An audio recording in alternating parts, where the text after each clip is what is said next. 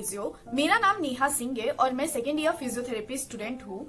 जैसे कि अभी फर्स्ट ईयर फिजियोथेरेपी स्टूडेंट्स का एग्जाम चालू है, तो मैंने सोचा कि क्यों ना एक वीडियो बनाया जाए ताकि मेरे जूनियर्स को हेल्प हो सके कि कैसे एग्जाम के लिए प्रिपरेशन किया जाता है। तो मैंने इससे पहले एक वीडियो बनाया है how to prepare for first year physiotherapy examination, जिसमें मैंने बताया है कि थ्योरी एग्जाम्स कैसे प्रिपेयर किया जाता है। और आज इस वीडियो में मैं बताने वाली हूँ कि how to prepare for viva in first year examination. उसका मतलब ये है कि वाइवा के लिए कैसे और क्या प्रिपेयर करना है आप लोगों को। पहले साल में टोटल 3 सब्जेक्ट्स है फिजियोथेरेपी में जो कि प्रैक्टिकल में आते हैं। पहला एनाटॉमी, दूसरा फिजियोलॉजी और तीसरा एक्सरसाइज थेरेपी। पहला एनाटॉमी। एनाटॉमी में 3 मेन टॉपिक है, बोन, मसल और ऑर्गन्स। बोन्स में बोन के बारे में, उसे एनाटॉमिकल पोजीशन में कैसे पकड़ते हैं, उसका बोनी प्रोमिनेंस और उसका फंक्शन क्या है, वो सब हमें पढ़ना रहता है। मेरे पास फर्स्ट ईयर में ओरिजिनल बोन्स नहीं थे, तो मैंने बुक में ही बोन्स ड्रॉ करके उसे लेबल करके याद किया था। तो गाइस, जैसे कि आप लोग देख सकते हो, मैंने बोन का डायग्राम ड्रॉ लेवल किया है और राइट हैंड साइड में स्कैपुला बनाया है, उसके इंपॉर्टेंट पॉइंट्स कैसे आइडेंटिफाई करते हैं, उनके फीचर्स। फिर मैंने है ना बोन स्टडी के लिए एनाटॉमी नेक्स्ट साइड रेफर किया है। और गाइस, मैं भूल गई बताना करके क्या clinical condition related to bone पढ़ना रहता है। सेकेंड मसल में सारे कंपार्टमेंट ऑफ मसल पढ़ना है, जैसे कि foramen compartment muscle, back of thigh muscle. फिर ये सारे मसल्स के इंसर्शन, ओरिजिन, नर्व सप्लाई और एक्शन पढ़ना है। मैं आपको अपनी कहानी बताना चाहती हूँ करके क्या, जब मैं फर्स्ट ईयर में थी, मुझे वाइवा में मेरी मैम ने पूछा था करके क्या फोरामेन कंपार्टमेंट के मसल्स बताने, तो मैंने उनको सारे मसल्स के नाम बता दिए। फिर उन्होंने मेरे को पूछा करके क्या इनका एक्शन क्या है। मैंने वाइवा के लिए इतने अच्छे तरीके से प्रिपेयर किया ही नहीं था कि मुझे एक सिंपल चीज बोलने नहीं हुआ करके क्या वो सुपाइनेशन, प्रोनेशन या फिर रिस्ट फ्लेक्शन एक्शन करता है।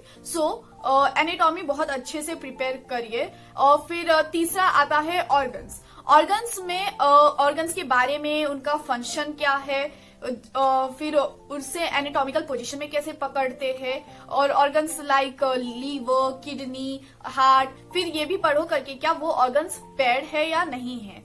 और बोन्स और ऑर्गन्स में सबसे पहला और मेन स्टेप होता है करिए क्या उसे एनाटॉमिकल पोजीशन में कैसे पकड़ते हैं। तभी भी आप वाइवा में जाओगे, एग्जामिनर आपको बोलेगा करिए क्या ये पर्टिकुलर बोन या ऑर्गन उठाने एंड आपको एनाटॉमिकल पोजीशन में पकड़ने। अगर आपने वो पहला ही स्टेप गलत कर दिया तो फिर एग्जामिनर को लगेगा करिए क्या मे बी इसे आता ही नहीं है या फिर इसने पढ़ा ही नहीं है। फिर वो इम्प्रेशन थोड़ा गंदा पड़ेगा। तो आप अच्छे से याद कर लो करके क्या कैसे एनाटॉमिकल पोजीशन में उसे पकड़ते हैं।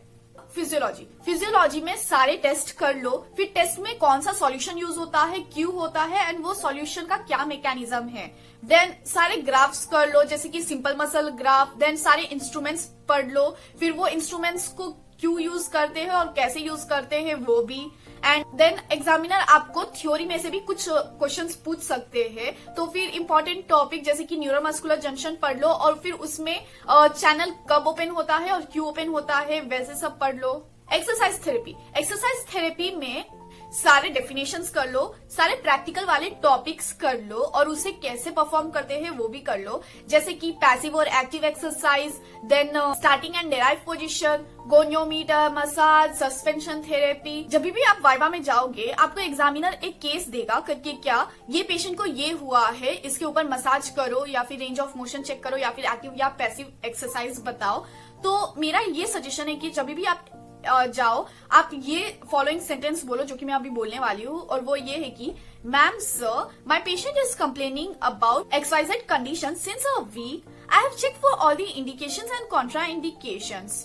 Now I have selected this exercise or massage. फिर आपको पेशेंट को वो पोजीशन में रहने बोलना है जो कि वो एक्सरसाइज या मसाज के लिए रिक्वायर्ड है।